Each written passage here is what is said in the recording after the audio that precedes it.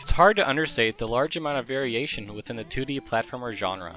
Even when the genre was in its infancy during the NES era, 2D platformers ranged from Mario to Contra, games that give very different experiences.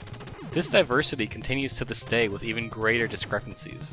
A great example of these differences lie with two of my favorite indie platformers, Celeste and Limbo, two critically praised games for entirely different reasons. I mean, can you believe that both games are part of the same genre? They're completely different experiences. Celeste is a 2D indie platformer leading with fast-paced action, featuring Madeline as she dashes her way to the top of Celeste Mountain. And Limbo, while I doubt needs much introduction, is also a 2D platformer featuring a distinctly dismal atmosphere where you solve puzzles in a dangerous, terrifying world.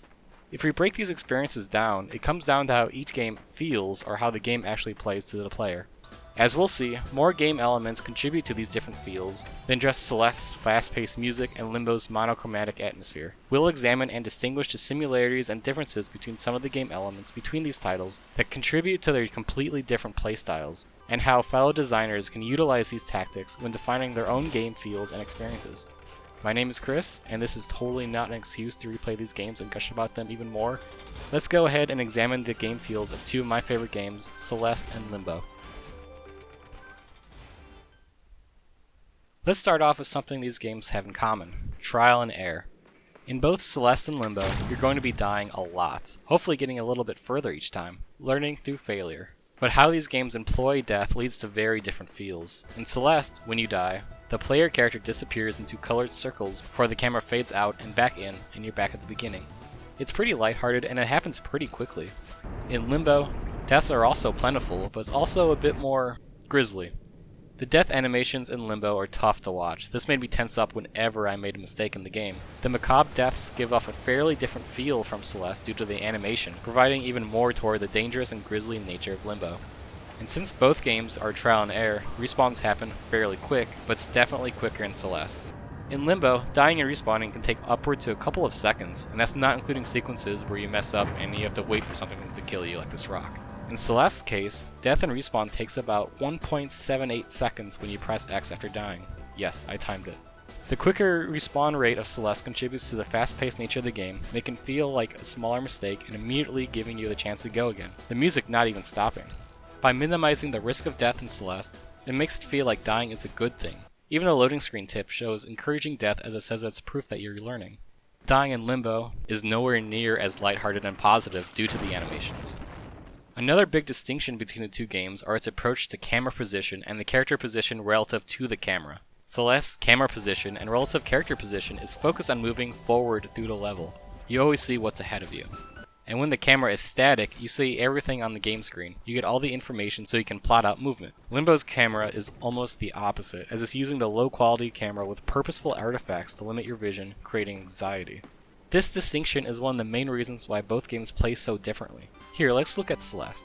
The goal in Celeste is to get to the end of the level, and each level is split up into screens. You progress through the level by getting to the end of each screen, then the next one loads, kinda like the original Legend of Zelda. Screens in Celeste come in two flavors. Sometimes the game screen you're trying to progress through is the same size of the computer screen, or otherwise known as the viewport, what you actually see. In this case, the camera stays static and doesn't move. Other times, the game screen spans bigger than the viewport and the camera scrolls along with the character. Well, not quite. The camera actually scrolls forward toward where you're supposed to go, further deeper into the level. In the one-screen levels, the camera stays static and the player can see every bit of the screen. When the game screen spans bigger than the viewport, the camera actually moves a bit ahead of Madeline, so you can see what's ahead and prepare for it. Since the movement in Celeste is so fast, you need to know what's ahead of you. Not to mention, this is a form of indirect control as the leading camera basically tells you where to go. Let's look at this clip. You can tell where the game wants Madeline to go because the camera is positioned to the right of the player, offsetting the player to the left. When I reach this point, I'm supposed to start ascending. The camera subtly tells me this because suddenly Madeline is offset to the bottom of the screen and I can see above me, telling me that's where I need to go. In Limbo, the character is almost always around the center of the screen, and depending on the zoom of the camera, times where the camera zooms out, giving you a look at a blurry background, and times where the camera zooms in, where you really can't see very far around you. This creates fear and anxiety. Whenever I found myself in a new area, I was very hesitant to just keep holding right as I knew something out of my field of vision would come pose a threat, such as a boulder rolling. Limbo is about a obscuring your vision, contributing more to the sphere. The game further strengthens this feel by having a blurry vignette around the viewport. As you can see, the edges of the screen are especially blurry and darker than everywhere else, further obscuring things out of view. Because of these elements, I'm very hesitant, but I'm also very aware of how much I move forward in Limbo. In Celeste, the sphere is completely absent. Finally, let's go over to how the player actually moves the characters. This includes movement speed, animation, and special player abilities. These elements all play into the game feel discrepancy between these two games. Let's first take a look at Celeste. Madeline walks at a pretty brisk pace, is always moving forward. Her walk animation during the wind sections of the game really sell this, but really sets it from Limbo are her abilities. Madeline's dash ability makes her feel incredibly powerful. Combined with quick, powerful leaps and wall climbing and jumping, Madeline is a very agile character to play. You cover a lot of ground really quickly. Limbo is almost the direct opposite. The character moves at a very slow speed, even more so by me being really fearful of what's ahead, so I cover a lot less ground. The character also doesn't have any special abilities except for light puzzle solving. Due to this, it feels like I'm totally powerless. When it comes to bosses, I can only manipulate the environment around me, instead of affecting them directly. Celeste can be a bit more of a power trip compared to Limbo, where Madeline is powered by her motivation and overcoming her weaknesses.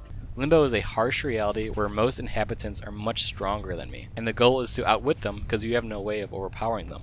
This leads to an experience where I feel much more fragile, like I really need to be careful with this character. Celeste and Limbo are very different games with very different experiences. These two titles prove that despite being a part of the same genre, they can provide completely different feelings. And that's really important to take note of, especially when you're designing your own games. No matter what kind of experience you're making, whether it's playing a strong, agile girl where the world is your platforming oyster, or if it's playing as a fragile boy at the end of a food chain in a dismal world, these two titles are amazing examples of how varying game elements contribute to individual game feels and truly unique experiences that I continue to look forward to. Once again, my name is Chris, and thank you for watching.